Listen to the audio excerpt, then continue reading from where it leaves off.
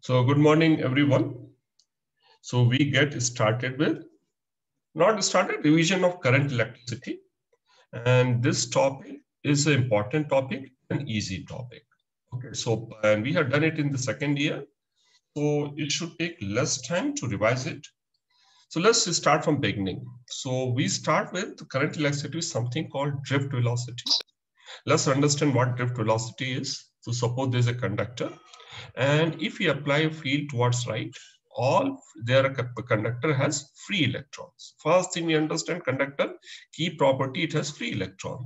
And as we have seen in case of semiconductor, when we studied semiconductor, we also studied, see, every one atom basically contributes one free electron. And in case of metal, see, per number of free electron per unit volume is of the order of 10 to power 28. So per unit volume, there are as many free electrons as number of atoms. Huge number of free electrons. They have thermal velocity, which is in random direction, does not contribute to current. But moment we apply a field, in addition to thermal velocity, it gets accelerated. Two things are happening. When we talk about drift velocity, two things are happening. It accelerates, collides. As soon as it collides with other lattice ions or lattice atoms, again its velocity becomes zero. So it's just like car moving in a traffic, accelerate, stop, accelerate, stop, accelerate, stop. So at any particular, what is the acceleration? Acceleration is electrostatic force by mass. So drift velocity is average velocity of electron at a particular instance, and different electrons would have been accelerated for different time since their last collision. So what does tau indicate? Tau indicate mean time since last collision. So electron which has just suffered a collision, tau will be time since last collision will be zero, and it will vary for different electrons. So drift velocity is average velocity of electron, which comes from v is equal to u plus at, which is acceleration into tau. So that's the drift velocity. And it can also be written as force by mass. This is drift velocity, nothing to memorize, very easy. And moment we have drift velocity, it gives rise to current here. Let's see what is the current is. So because of drift velocity, we assume all electrons start moving in direction opposite to direction of field. So this is the direction in which the negative charge moving. And as for the definition of current, we take the definition of current as direction of motion of positive charge or opposite to direction of negative charge. So direction of current becomes like this, opposite to direction of motion of electron. So what is current here? Definition of current is if I take a cross section, net charge crossing this cross section or rate at which charge is crossing this section is current here. So what or basically charge flow rate is current. So current is something similar to basically if you think of current, if you want to understand this equation, we can relate it to something like mass flow rate. So when pipe is there, in a pipe, when the liquid or something is flowing, what is the mass flow rate? Mass flow rate is rho into AV. This is volume flow rate and this is density, mass per unit volume. And you look at this also is very similar. Here what is flowing is charge flow rate. So in place of mass flow rate is charge flow rate, it area of cross section. So that's the charge which you pass through any cross section in a unit time. So what is NE here?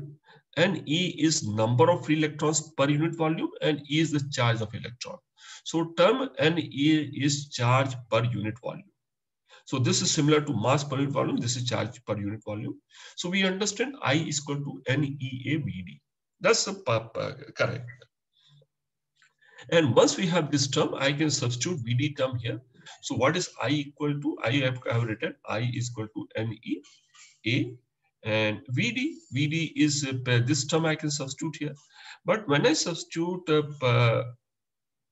field here, field I write in terms of, what is this term here? This is potential gradient. That's a field here. So this is why I have written E in terms of V by L, so that we get a relationship between current and voltage. And this term I can arrange in this form, V is equal to rho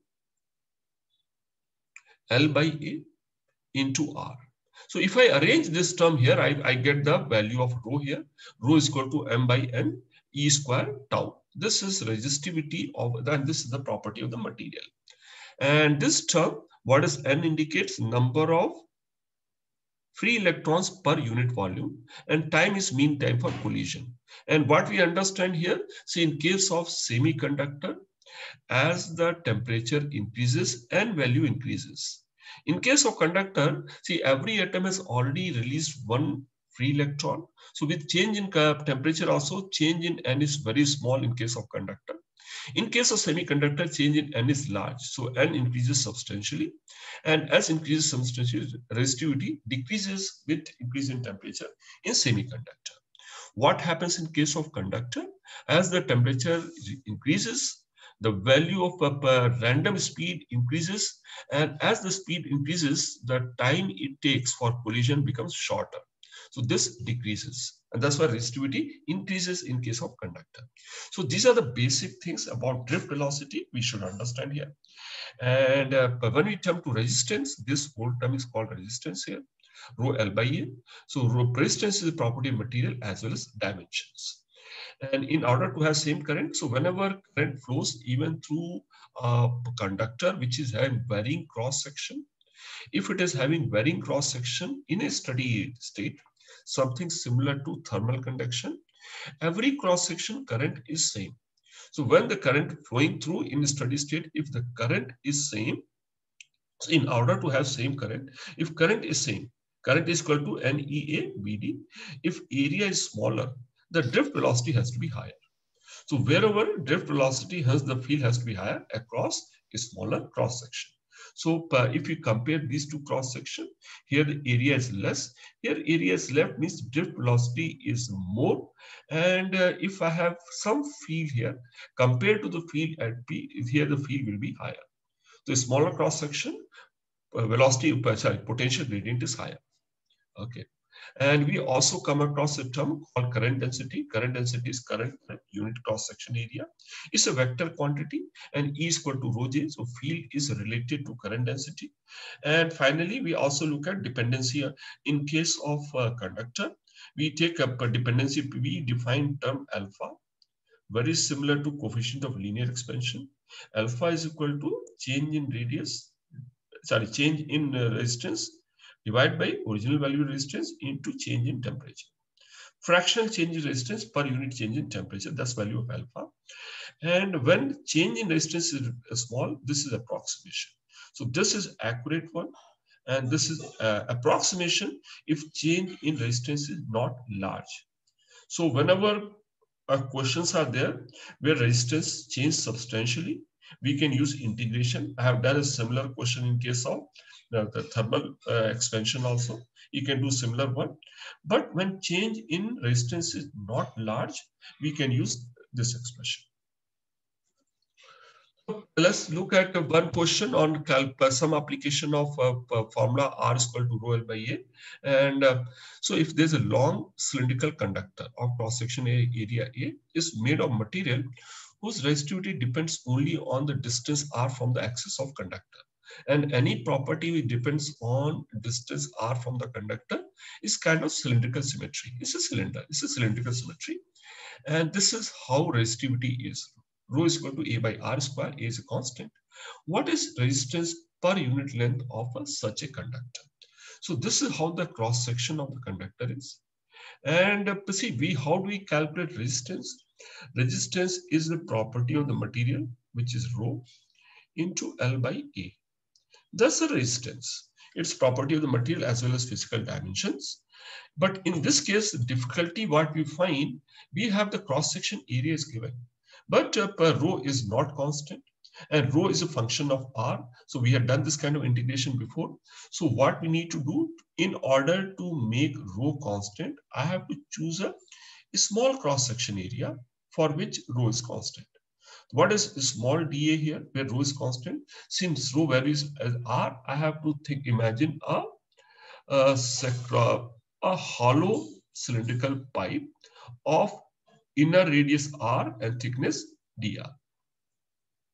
So I'll assume this cylinder to be composed of several concentric hollow cylinders or thin cylinders. So it is several, so we'll calculate radius of each and how are they connected, all cylinders.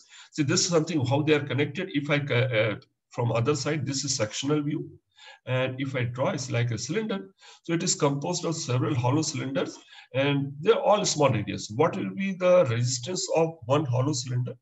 So dr, we can easily calculate here. So this is concentric cylindrical shell, all connected in parallel. That's the point you have to keep in mind.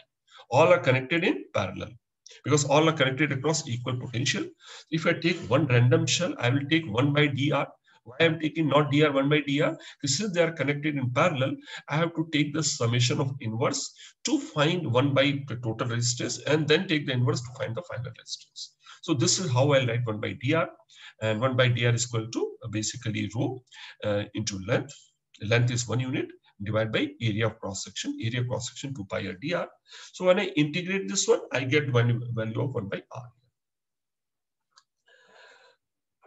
Suppose drift velocity. We know drift velocity is proportional to E. So this was a question here, hypothetical question. If drift velocity of material is varying as root of E, then what will be the nature of voltage current graph? See, voltage current graph is linear because drift velocity is proportional to E. If it is not proportional, what will be the shape of curve? So 4 shapes are given. I have not drawn those 4 options, but let's understand how do we find. So whenever such things are given, I need to have equation between V and I. We need equation between V and I, and whereas what we have is between VD and E. How do I get relationship between V and I? By understanding what VD is or what I is. So what is I? I is related to VD and EA VD. So basically I is proportional to VD, or it gives you I is proportional to E, which implies that field is proportional to I square and field is proportional to V. So V also is proportional to I square. So whenever this is come, which is the graph here, V is proportional to I square. If I have to draw the shape of graph, if in this hypothetical shape, V icon will be something like this. If this is V and this is I, it will increase as square of I. That was the shape. Okay. So that is one, and there are also some more questions based on this equation, R is equal to rho L by A. And those equations are basically, some of the questions are basically recasting the material. When we recast the material, we melt it and recast it. We are changing the dimension without changing rho. So such question, again, we can calculate radius. And some questions are making small changes in the dimension. Basically, if we increase the length by 1%, increase the radius by 1%. So all such question volume will remain constant. So they are based on change in this, something like this. They are based on this kind of property, and you can easily, so should be able to solve such question. And such question could be material is drawn to a longer length, is stretched, recast, the volume remains same. So all such cases, volume remaining same, we can use this condition and other condition to solve such question. And they are fairly easy questions. We'll not spend time on those questions. You can easily solve those questions. Then we come across something like color coding. Color coding is something basically resistance being small. We have small colored rings here. Those color rings indicate the resistance value as well as its tolerance, how accurate that resistance is. And as let's understand color coding, what we need to remember in case of color coding. See, color coding, for if at all we have to do that one, if there any question comes, we'll write this first, we'll write this sentence here. What is sentence you write? B.B. Roy of Great Britain had a very great wife. And all this capital letter indicate number. I start corresponding to each one. I write a number 0, 1, 2, 3, 4 up to 9. So all basically digits are written here. So based on this, let's try and understand here what does it mean. If there are, see, so there are rings which are of this color. B.B. Roy of Great Britain had a great wife. So what does B stand for? B stand filling for color. B stand for darkest color. B is black, brown, red, orange, yellow. So basically you have identified all the colors here. And you notice lastly, there are 3 different colors, gold, silver, and no color. Last band indicates tolerance. Before the last one, this indicates tolerance. If it is gold color, it means whatever is the value of resistance indicated. its value will not vary by more than 5%, plus minus 5%. Silver indicate may vary within plus minus 10%. And for no color, actual resistance may be plus minus 20%. So last one indicates tolerance. This last but one on the right hand side, this is a multiplier. Multiplier means basically this multiplier in terms of exponent. So if last but one is a gray color, it means it is 10 to power 8. If last but one is yellow color, is 10 to power 4. And remaining, if there are 2 or 1, these two indicates the numbers. So if there's a, okay, so these two indicates a number. So suppose I have orange, blue, violet, and golden. If this kind of things there, what do I interpret from here? I indicate violet is my multiplier. I look at multiplier. Violet is 10 to power 7. O and B, orange is 3 and B is brown 1. So I'll write as 21 into raised to power 27. And if it is gold, plus minus 5%. So this is something, some questions can be based on this. And B.B. Roy of Great Britain had a very great wife, and write the number 1, 2, 3, 4, 9, and he can use this one. Right. Let's coming to equivalent resistance. I think we have done equivalent resistance, which all should be comfortable. But I look at some questions which are slightly different from normal. Parallel, series, Wheatstone, we know. Parallel, series, Wheatstone, and symmetry. In that order, we can solve. Let's look at this question which has come in the past, and we are supposed to find equivalent resistance if all of them are equal to R here. Okay. So let's see that in this case. So resistance between these 2 points, this point and this point here. And it looks a little complex, but when you look at what is the important point here, sometimes you notice here, there are some points given it is connected like this. What is this point of resistance here? This resistance is 0. This resistance is 0. This resistance is 0. So whenever resistance is 0, we can ignore all the things which are connected in parallel. So the current has to flow. How would the current flow? The current will flow from here like this. And it will go like this. It will go like this. It will go like this. It will not pass through any of the other resistance. So in this case, this is the path it will take. Resistance is 2R. So pretty simple. So whenever such things are given, identify the path which has 0 resistance. And I can give second option also. One more thing I'll tell you.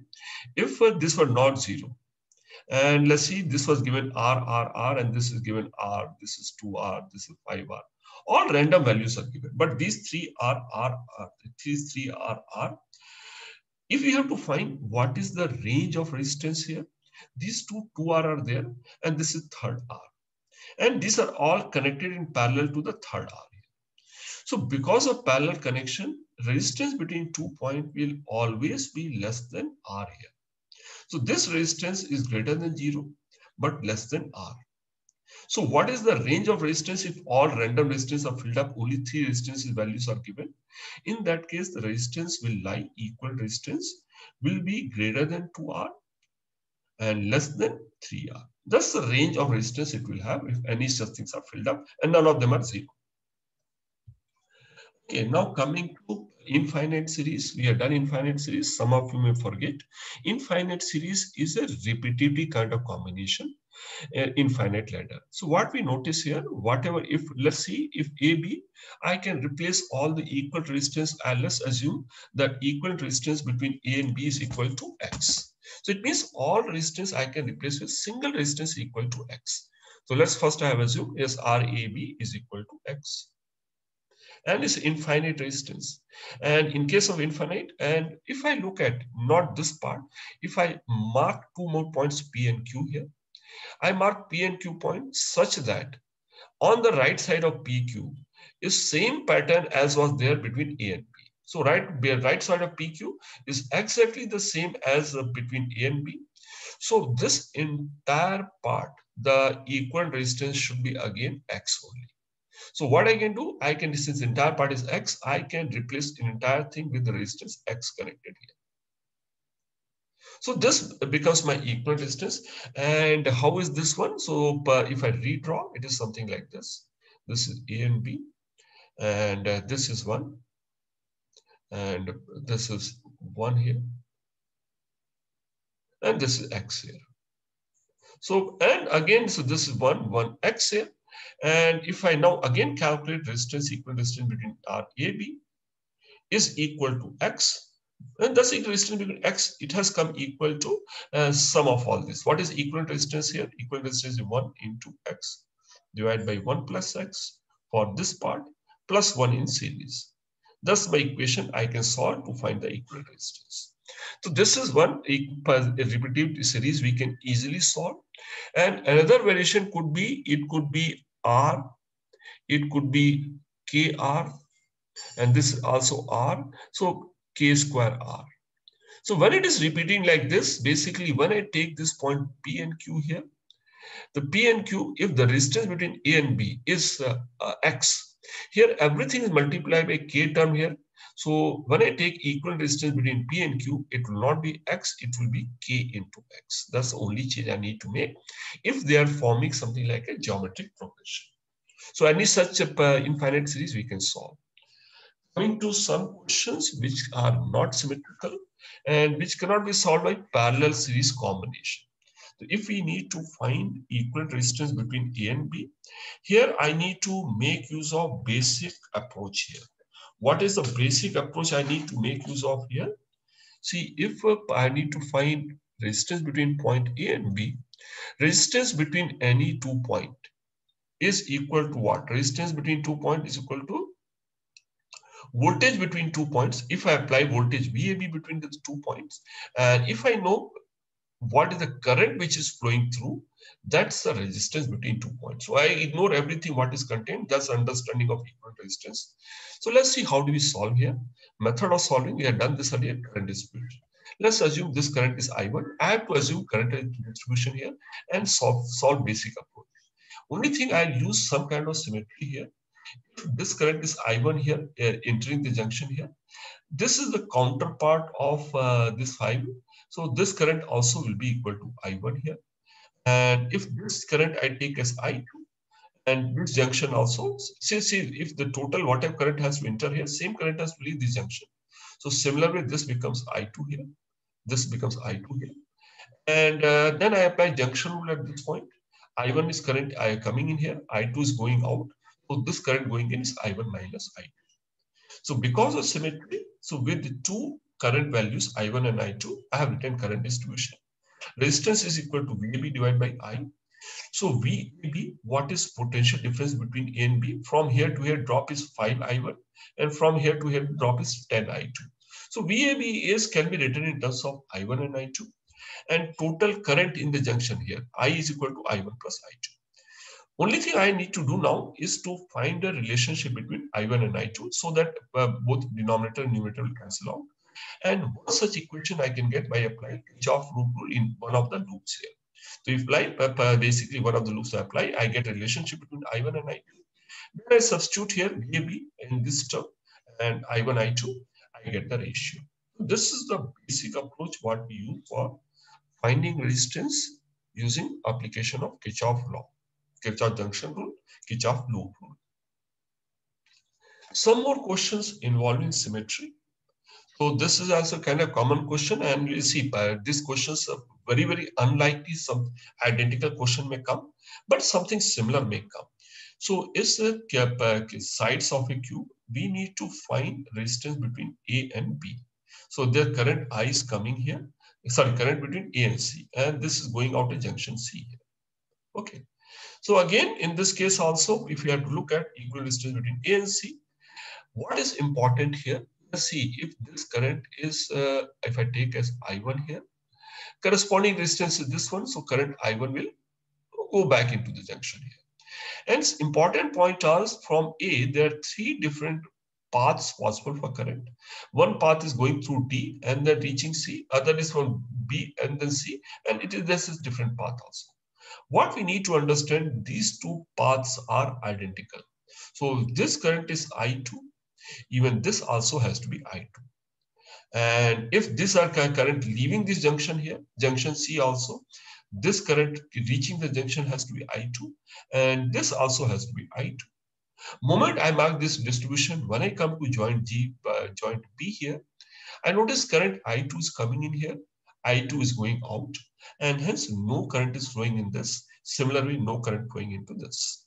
So I can remove these two resistance. Moment I remove this resistance, you notice if I draw this figure, now it is parallel series combination.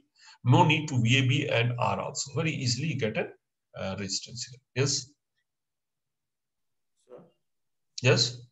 How do we know that no other current will flow into the junction B? The junction, because see, if the current I2 is coming in, can there be any current? If I have any current I3, can I3 have any non-zero value? This is I2. This also is I2. How can there be any current here in the junction? And these two currents are there based on the symmetry. It cannot be there. Okay, so those are standard questions. Let's look at some question not so common. So suppose figure is given, and this is the kind of shape. All have equal resistance R.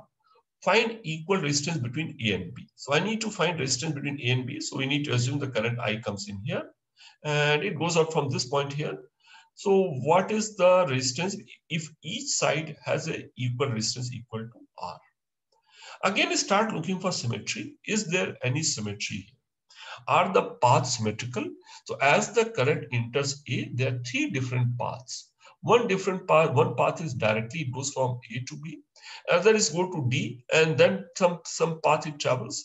And other is go to F, and then it travels here.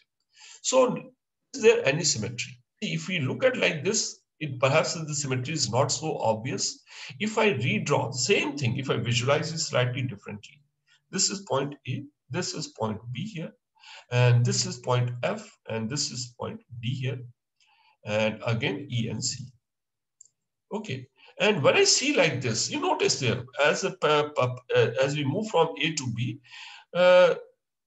F and D are identical paths here to reach B here. So F and D are symmetrical. So if this current is I1, if I call this current as I2, even this current also has to be equal to I2. And if these two currents are equal, the potential at D will be equal to potential at F. That's another way you can think of. If potential, yes, you can notice this one.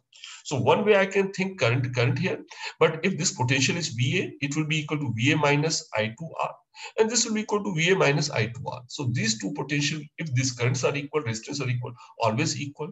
If potentials are equal, no current will flow through resistance. Similar way here also. So these two can be removed here. And are they symmetrical? Can I give a proof? Understanding of symmetry is there in your aptitude. It is there in your mind. You need to learn how to visualize it. There's no theoretical formula, and you can make it simpler, but you need to visualize, maybe draw a figure, make a three-dimensional figure and see that you understood this part. Because there's no further way to prove this point. Okay, so these two are symmetrical, and it's kind of trough, and you notice this 2 point has reached this bottom. Both are identical paths to D and F. So if I equal current to F and D, both can be removed. If both are removed, it becomes a very simple circuit. Okay, so it becomes like this. One path, if this path is not there, it will follow this path here. So it will be something like this. It will go like this, and it will go like this. So one path is like this. So basically this path, 3R. This 3R, this another path also 3R, and this path is R. So equivalent resistance will be equal to 1 by 3R plus 1 by 3R plus 1 by R equal to 1 by R equivalent. That's the solution. Okay, some question on application of Kirchhoff law. And how do we apply? Kirchhoff is very useful and used in multiple cases. So this is a question which is given. A and B are given. Both are at, this is at 20 volts. Voltage of this is given 10 volts. And this point is grounded, V is equal to 0. What is asked here is the resistances are given 2 ohm, 4 ohm, and 2 ohm. After the switch is closed, what is the value of current which will flow through the switch? So basically the current, with this how the figure was given. This is I1 current, this is I2 current, and this one is I. So direction of current is already given. And even if it is not given also, we could have assumed direction and solve using Kirchhoff junction rule. What is junction rule we are going to apply? In junction C, the current coming in is equal to current going out. Or we could have also solved net current is equal to 0. So let's write this equation here. So we'll write what is current I1 equal to. current I1, if this is the direction, assume current I1 is equal to voltage at the tail end minus the voltage. Which voltage will be higher? VA minus VC. For this direction, I have to write VA minus VC divided by the resistance 2. So let me assume the resistance as C is equal to V here. So this becomes equal to 20 minus V by 2. Similarly, if I write I2 also, important point is always keep in mind, some people go wrong in changing the sign. If which order I write the voltage or which voltage difference I take should be consistent with the direction of current here. If I use the direction of current is I2 here, I am assume that this 10 volts is higher than V. So I have to write not V minus 10, it has to be equal to 10 minus V here. That divided by 4 is I2. And similarly, what is I equal to? If I assume downward direction, it implies I am assuming V is to be greater than 0. I have to write V minus 0 divided by 2. So these are three equations I get. And then I write I1 plus I2 is equal to this is junction rule, Kirchhoff junction rule at C. And I get my answer. Coming to battery here. Battery is a source of energy, and one very important concept in battery is understanding difference between EMF and terminal voltage. So what is terminal voltage? By battery, we define something as positive terminal, and it is marked on the battery. And in normal case, positive terminal will have higher potential than the negative terminal. And when no current is flowing through the battery, the potential difference between the terminal is called EMF. But when the current starts flowing, see, even the medium of the battery, there's some resistance between plates of the battery. That's called internal resistance. And we show it outside like this. And this entire thing is a battery. So actually, this resistance should have been inside. So basically, when we take terminal, the terminals are not these 2 points. Terminals are A and B. A and B are terminals of the battery. So what is terminal voltage? Terminal voltage V is equal to potential of positive terminal minus the potential of negative terminal. And I'll come to this one part also. So when current is flowing here, if the current I is flowing here, what is terminal voltage here? Internal resistance shown next to the battery, VA minus VB. And terminal voltage in this case is E minus IR. Very easy. How do I write E minus IR? Just recap for this point. If I start from B and traverse to A, I write VB. And as I cross this resistance along the direction of current, if current is I minus IR. And when I cross this terminal from here to here plus E, because I have taken internal resistance out, is equal to VA, which gives you VA minus V is equal to E minus IR. So as the current increases, terminal voltage keeps dropping. And if the current is flowing in the reverse direction, sometimes it is possible in charging state, when the battery is getting charged, current will go in the reverse direction. When it is going in the reverse direction, terminal voltage is E plus IR. It could be E minus IR or it could be E minus IR, depending on which direction the current is flowing. And I will add one more point here and see that that point is understood. See, can terminal voltage be negative? And let's understand few more points, but can terminal voltage be negative? Yes. Let's understand what is, first of all, what is terminal voltage? See, another way to understand terminal voltage, if terminal voltage is, say, suppose terminal voltage comes to 4 volts. What does it mean? It means as the unit charge moves from B to A, as a unit charge moves from B to A, it will receive an energy equal to 4 joules. So terminal voltage indicates energy imparted by the battery to a unit charge as it moves from negative side to the positive side. That's the terminal voltage. So can terminal voltage be negative? It means it moves from the negative side of the battery to positive side and it loses energy. Is that possible? Yes, it is possible. And this itself tell you it is possible. So I'll give a simple case when is terminal voltage negative. For a battery, see that part, just observe that part here. So there are 2 batteries in the circuit. There's one battery here. This is internal resistance. And there's another battery here. And this also has internal resistance. And There's external resistance also connected, connected like this. So two batteries in the same sense, they are trying to send the current in the same direction.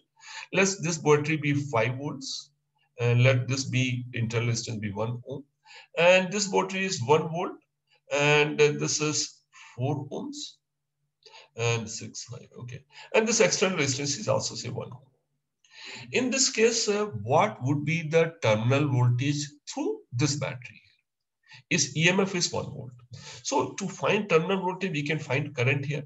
Current is total voltage is 6 and resistance also 6. Current is equal to 1 ampere. I will be equal to 1 ampere.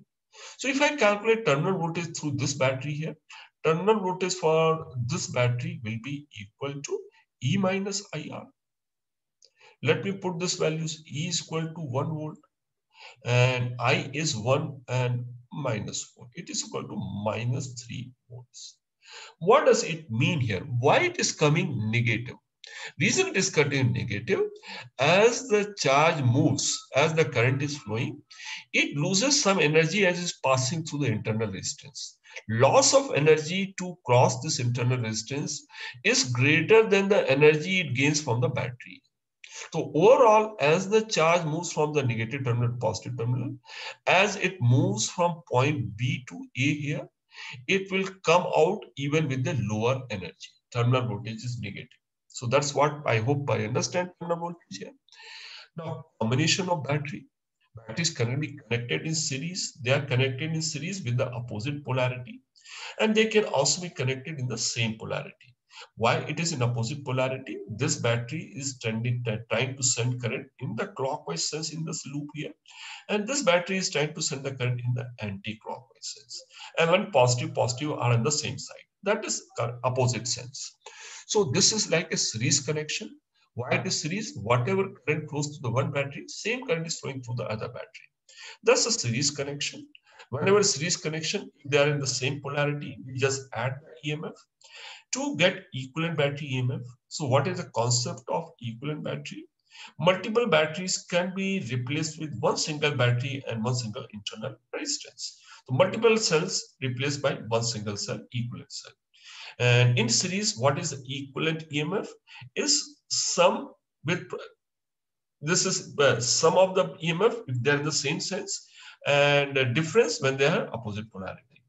But resistance always gets added up. Okay, so let's look at a simple question. A 12 cells, each of EMF 12 volts, are connected in series. Among them, 3 cells are connected wrongly. What is the effective EMF? See, effective EMF, again, we talk about what is effective EMF, is summation of all EMF with appropriate sign here. Here we find 12 of them there. So 9 are connected in the positive sense, 3 are connected in the negative sense. So 9 of them, they have one particular sense, 9 of 9 into 2, and 3 of them in the opposite direction. It becomes equal to, so you understand here. So we can find effective EMF. That's how it is. Okay. Okay, one more question. We are talking about terminal voltage. Let's understand terminal voltage also. Two cells of same EMF, E and E, but different internal resistance R1 and R2 are connected in series. Okay, to an external resistance R. What is the value of R so that potential difference across first cell is 0? So terminal voltage across first cell, this cell terminal voltage is 0. So to solve this question is fairly simple. How do I terminal voltage? I can simply write the equation of terminal voltage. Terminal voltage is equal to E minus I R1 has to be equal to 0. And what is I value here? I value I can easily write it is equal to 2E divided by R plus R1 plus R2. So I get this relationship. But let me understand here also. Is it possible? Suppose this is given as 2 ohms, and this one has internal resistance of 3 ohms. If I ask you which one of them, if one of the terminal voltages becomes 0, which one is likely to become 0 first? Of course, the 0, one which has higher internal resistance will more likely to have 0 terminal resistance. It will have terminal resistance 0 first. Is it possible that both have 0 terminal resistance? sorry, both of them have zero terminal voltage. Is that possible? That is not possible. Both have zero terminal voltage implies both the batteries are not giving any energy. If both the battery net energy given to charge is zero, if net energy both by both battery is zero, this needs some energy input for current to flow. If both energies are not giving any energy, the current is not possible unless there is a third battery also. So both terminal voltage cannot be negative and all terminal voltage cannot be zero. That's the reason. Going to some of the question here, let's say some of the questions looks like a loop, 3 loops here. And sometimes you think, okay, this is going to be a lengthy question, but actually this is 1 minute answer question. Very simple here. Okay, what we notice here, see, if I look at this resistance, potential difference across this resistance is 50 ohms. That's what this figure indicates. So if I just ignore rest part of it, if I focus only on this point here, I notice the potential difference across this resistance is 50 volts. Hence, current through this resistance and which direction the current will flow. This lower voltage, this is higher voltage. So current will flow from higher voltage to lower voltage, and that will be equal to 2.5 amperes. This is the current in this resistance here. Similarly, when I look at this also, this is higher voltage and this is at a lower voltage. And what current will flow here? This current will be equal to 3 amperes. So this current is 3 amperes. Sorry, this current is 3 ampere, this current is 2.5 ampere.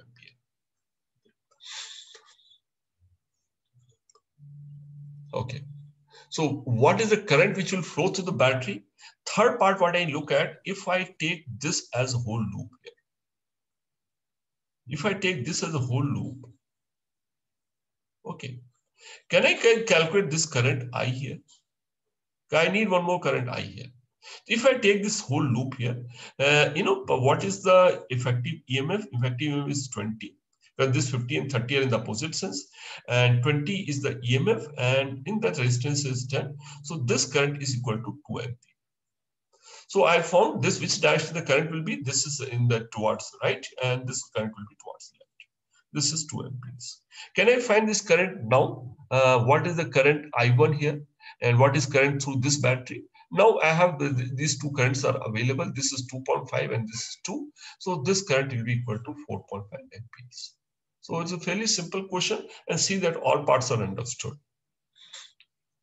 Then if batteries are connected in parallel and not identical battery, if batteries are identical, it's a simple question. So basically, in terms of derivation, how do we arrive at? We take this loop and write this Kirchhoff law. That's the equation we find. And we take a loop with the second battery and external resistance. We get these two equations. And these two equations, we are interested in, see, if I, for equivalent battery, this entire thing I want to replace with one single battery. And we are interested only in which current? We are interested in only the current flowing in the loop. We are interested in I1 plus I2. So this case also, these equations are like this. So what we do, this term also I multiply by R1, and this term I multiply by, this term I multiply by R2, this we multiply by R1 and add it up. So that the entire current becomes in form of I1 plus I2. So we multiply and we get this form here. So derivation not important, just giving a hint how do we arrive at, and then we find the current I is equal to this term. And so what does this indicate? I is equal to anything, I is equal to in.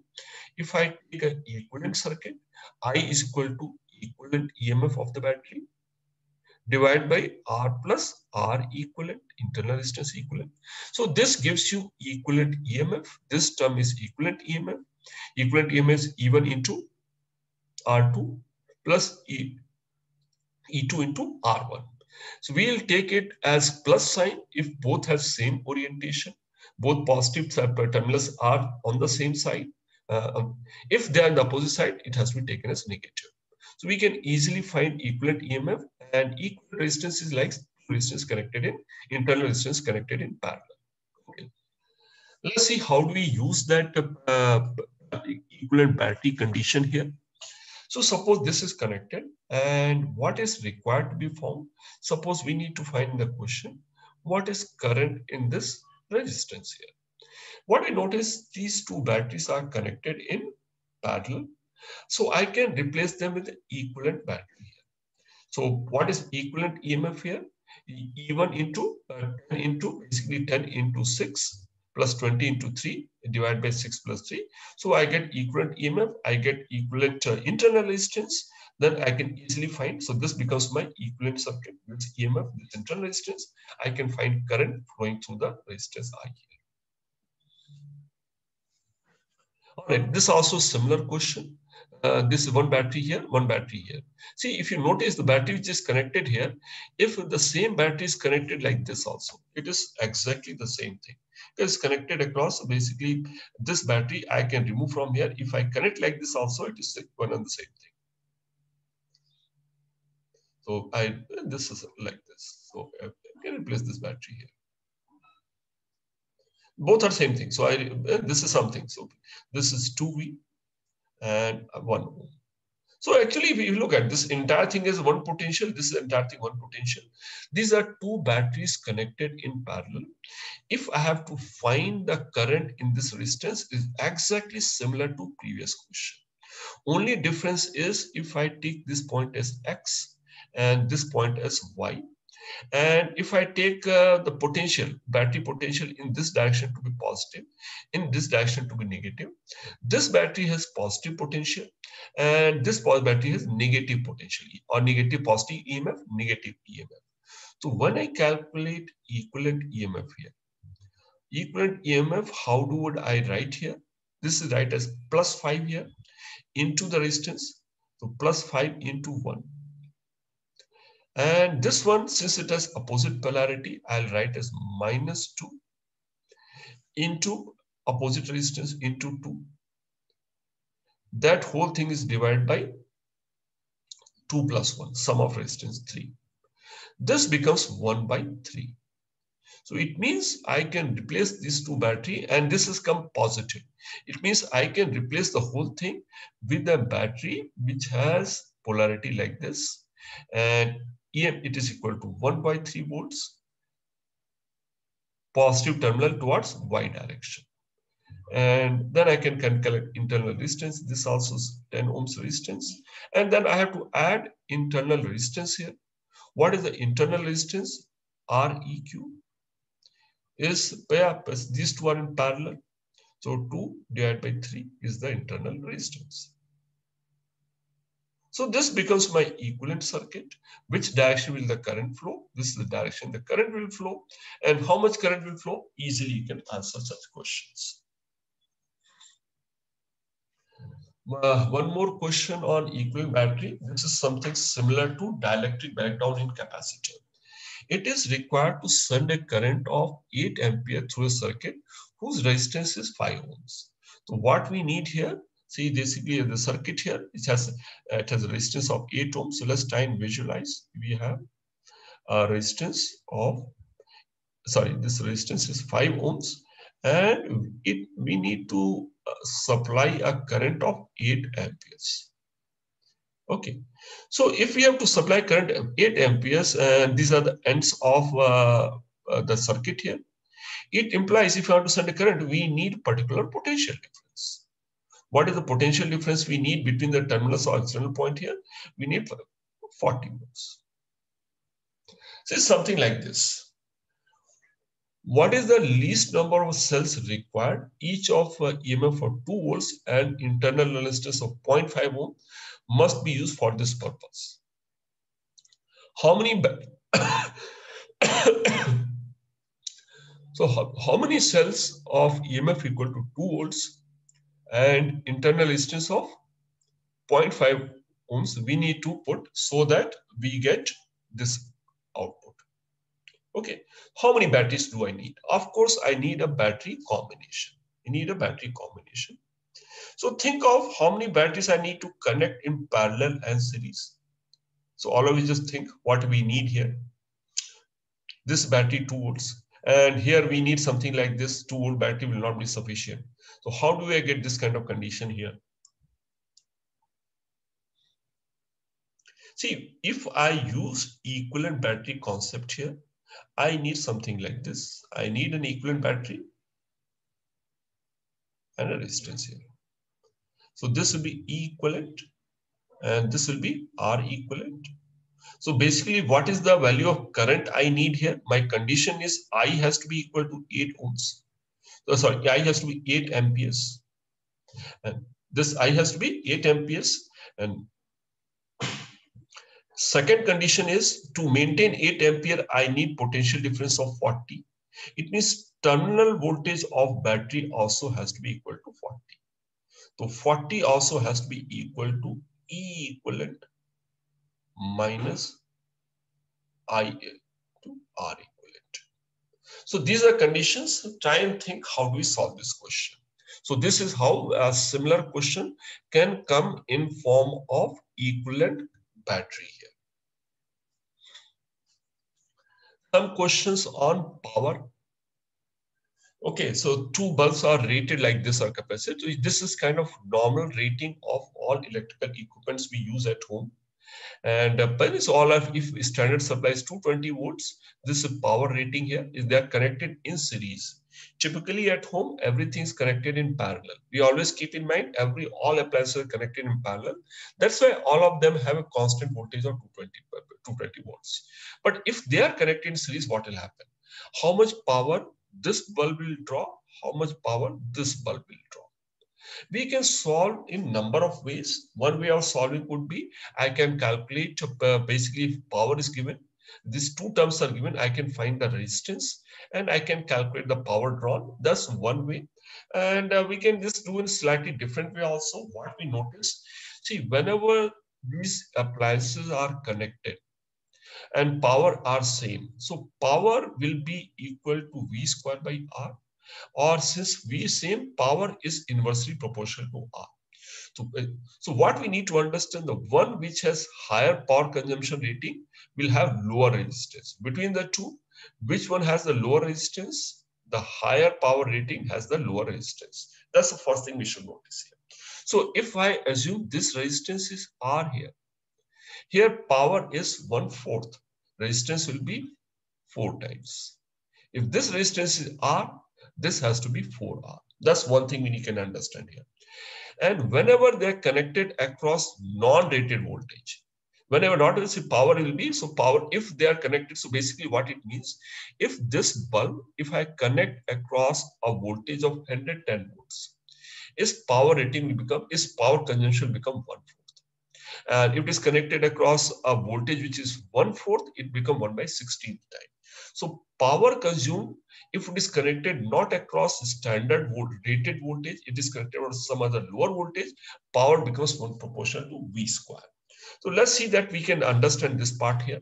So I can understand if I use these two things, what I understand here, I can treat them as two resistances.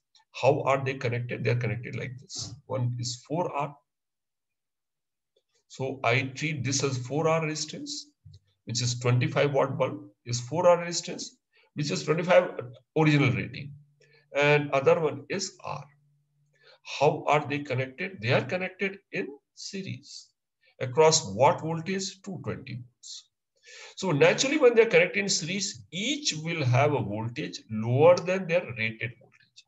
This also will have lower voltage. This also will have lower voltage. So this will have, what is the ratio and will support? This will be 4V/5. And if this voltage is standard voltage V. So you understand from here what has happened here. This bulb is getting a voltage of 1/5 of its original power voltage or its rated voltage. This is getting 4/5 of its rated voltage. So this power consumption will be equal to 25/16 times of its rated power, because power consumption is inversely proportional to, power consumption is proportional. Power consumption is proportional to V square. So power in the first one will be equal to 16/25 of its rated power. And this bulb will consume a power which is 1/25 times of its rated power. What is 16/25 of rated power? 16/25 into 25 watts. Thus the power first bulb will consume, and second bulb will consume 1/25 into 100. So this will be 16 watts and this will be equal to 4 watts. I hope this part is clear. So basically what he has done here, we can treat, but this is 2 points I wanted to convey here. We could have solved in the longer way, but longer way doesn't give an understanding of how the power consumptions are. What we understand here, the one which has 4 times power rating has resistance 1/4. Okay, so lower resistance, higher power consumption. And second thing, when we connect them in series across the rated voltage gets distributed. So each one will get a voltage which is lower than its rated voltage. And if it is getting lower than lower voltage, its power consumption also will drop in proportion of square of the voltage. And some questions, heating coil also. Let's understand this kind of question also. Electric kettle has 2 heating coils. If one is switched on, water in the kettle boils in 6 minutes. This one coil has resistance R1. If that coil is connected, in all cases, it is connected across same standard voltage V. When other is switched on, boiling takes 8 minutes. So this coil also has some resistance. Every coil has certain resistance. In what time will the water boil if both coils are switched on simultaneously and both are connected in series or in parallel? So when they are connected in series, we are talking about what is the time it will take to boil if the resistance becomes R1 plus R2. And when they're connected, what happens? How much time it will take to boil if resistance becomes R1 R2 divided by R1 plus R2. So basically what we are talking about, the time it takes to boil. Let's say basically time takes to boil.